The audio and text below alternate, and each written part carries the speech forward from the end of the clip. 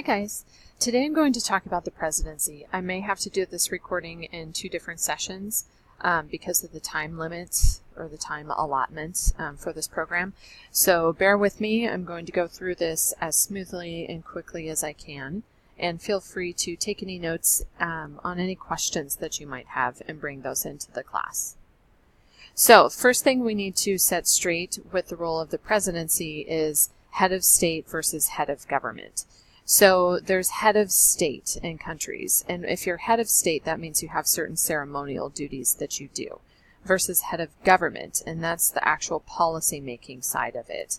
So they have authority to sign policies into law or create their own policies depending upon the type of government that you have.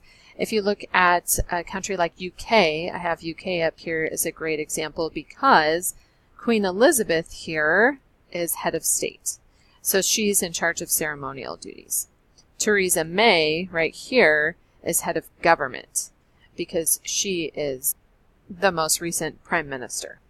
In our country, the president is both. So President Trump is both head of state and head of government. So let's look at some of the formal requirements. We've already gone over these in class. The president needs to be 35, has to have resided in the United States for 14 years, and be a natural-born U.S. citizen. There's some informal requirements.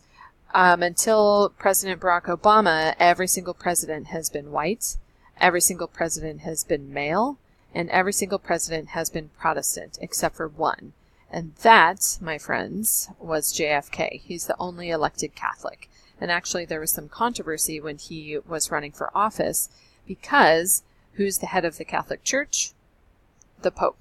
And so some people feared that JFK would actually be more loyal to the Pope as a Catholic than he would to the United States and to maintaining the integrity of the United States itself. If we look at ages, so JFK was the youngest president that we've had. If we're talking about elected presidents, he was 43 when he was elected into office. Teddy Roosevelt was technically the youngest president that we had, but he took over. And as vice president, he was able to become president at age 42. And if you recall, William McKinley was shot, and so that's why Teddy Roosevelt was able to take over. Most of the presidents have had political backgrounds.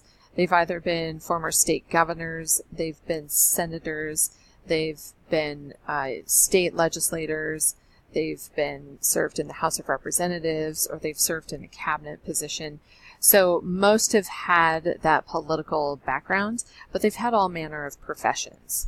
And Donald Trump, as we've talked about in class as well, is unique in that he doesn't have a political background.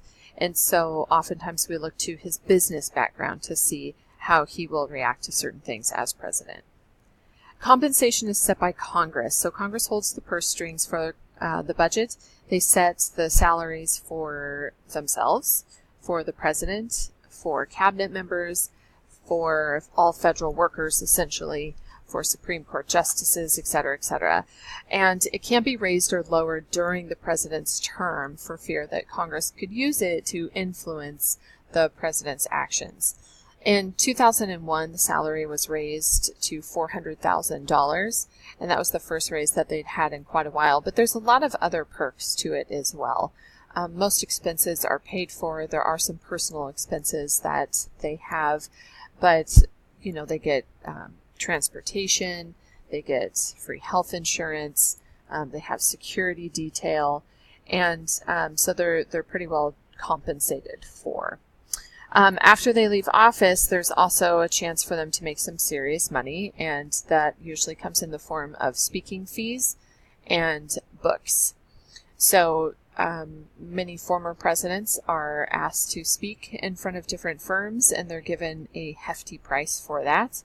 And then they also get special book deals too. People want to read their books, their memoirs, while they were president. And so they make a lot of money from that. Some presidents you will see serving on corporate boards, etc., etc.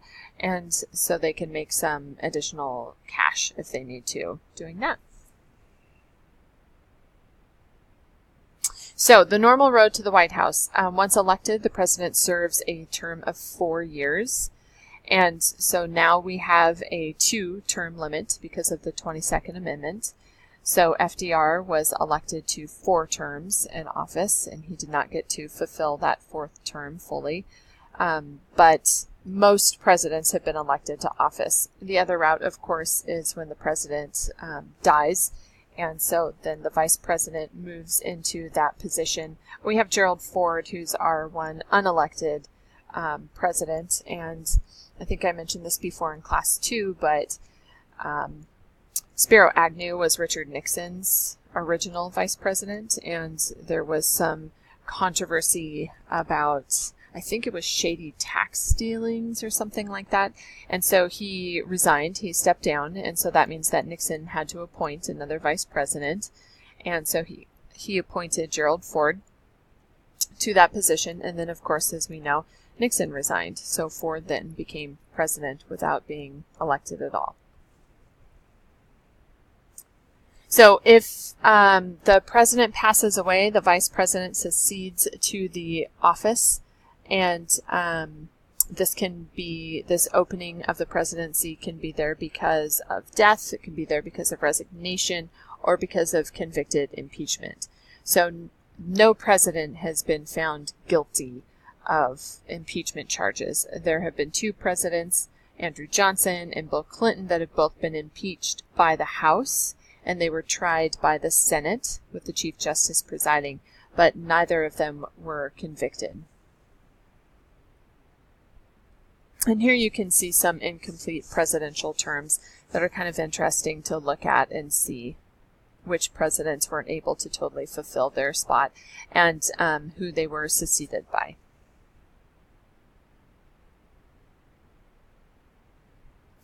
Okay, we will talk about the 25th Amendment in class. That's why I skipped past that. And so the White House staff. How does the president organize the staff in the White House and the chain of command? So there's 3 different ways that they can set this up. One of the ways is a pyramid. And so you just think of a pyramid. And so who's at the very top? That will be the president. And under the president is going to be the chief of staff in the White House staff. Under the chief of staff, it might be the deputy chief of staff. You also have head writers. You have a huge White House staff itself that fills up the West Wing. And we have seen this in the show, The West Wing, that we've watched in class. And so the president kind of has this chain of command with the pyramid where you clearly talk to the person above you, who then talks to the person above him or her, who talks to the person above that person, and eventually information works its way up to the president. So you can think about some positive and negatives to this. Some positives is that the president isn't getting bombarded by all bits of information. Some negatives is that there can be some pretty big bits of information that get lost along the way. Wheel and spoke is the president's in the middle, and there are all sorts of people coming at him or her, essentially, from the outside. And so that means everyone has equal access to the president. Jimmy Carter did this because Jimmy Carter was kind of a Washington outsider, and he wanted to have input from everyone. It didn't work well for Jimmy Carter, so he kind of changed. It was just too overwhelming. FDR did the wheel and spoke. And from what you know about FDR, it was quite successful for his style. He wanted to have control of everything. And the last type is ad hoc. And so this is where you have different like task force and focus groups that focus on certain things. Bill Clinton was kind of like this. If you look at Hillary Clinton, she was given healthcare to work on, and Al Gore was given environmental policies to work on. And so he kind of gave these tasks to different groups of people to work on and then come to him with information that they have. Constitutional powers, we've talked about these already in class, so I'm not going to read through these. You can pause and look at these constitutional powers again if you did not get them down in your notes when we talked about them in class. Here's some informal powers. One is an executive order, and this is a big deal. It's when the president gives an order that has the force of law but doesn't require congressional approval. And this is something that Donald Trump, then nominee Donald Trump, was even when he was just a citizen, not even running for office, he was very, very frustrated with Obama and very critical of Obama and Obama's use of executive orders to get things done. And ironically enough, President Trump is using executive orders left and right to get things done as well. So it's things look a little bit different from the outside, I think, when you are judging someone for what they're doing, and then you get into that position and you're like, oh wow, Congress isn't working with me, but I need to get these policies passed. What am I going to do? Executive agreement is a presidential agreement with another country that does not require Senate approval. So a lot of presidents use executive agreements with other countries instead of treaties. So it doesn't have the force behind it as a treaty, but it can be, it's pretty informal, essentially. It's like, we agree to these terms, but it's not a full-on treaty. Here's a couple of examples of executive orders. The Emancipation Proclamation, which you will remember from history, as well as the New Deal. Executive Order 9066, that's when FDR decided to create Japanese internment camps. Executive Order 5658 is kind of one to show on the flip side of some of these really important, forceful, socially questionable, sometimes executive orders. Sometimes you can have really simple ones, like Executive Order 5658. And Herbert Hoover created this, and it was simply because he wanted to create an official format on how to write an executive order. And so you can have these really kind of silly executive orders, and then you can have major ones like Obama did with environmental policy wrapped around in it, and different executive orders like, Donald Trump is creating too, that have this weight and this force of law and really do impact the country quite a bit. And Congress doesn't have to touch it. Now, they can be found unconstitutional by the Supreme Court, but someone has to take that executive order, challenge it in court, and work its way up to the Supreme Court. Now, the Vice President. The office of the Vice President is something that has really changed and grown over time. It really depends on the administration that's in the White House. Technically, the Vice President has very few official constitutional duties. One is that the Vice President is the President of the Senate. And another one is that the Vice President is the tiebreaker in the Senate. And this has only happened a handful of times.